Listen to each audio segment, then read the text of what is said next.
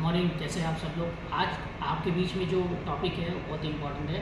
Topic ये है कि एक क्वेरी आया था कि सेफ्टी ऑफिसर जो है उनका जो बेसिक एजुकेशन क्या होना चाहिए।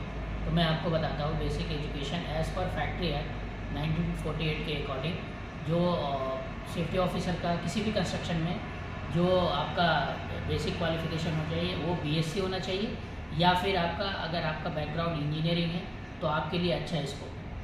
अब कुछ लोगों का जो है जो ग्रेजुएशन होता है वो बीकॉम होता है, आर्ट्स होता है, तो उनके लिए एक ऑप्शन होता है कि पहला फर्स्ट जो 1 ईयर के लिए फायर एंड सर्विस का, फायर एंड इंजीनियरिंग के लिए 1 ईयर करना पड़ता है डिप्लोमा, देन आफ्टर एडीआईएस उनके लिए है। बट जो प्रेफर करता है कंपनी और जो रिक्वायरमेंट है वो आपका 1948 और BOCW एक्ट के अकॉर्डिंग बीएससी होगा, इन्वायरमेंट साइंस होगा और आपका इंजीनियरिंग होगा, तो वेल एंड गुड होता है। Thank you guys.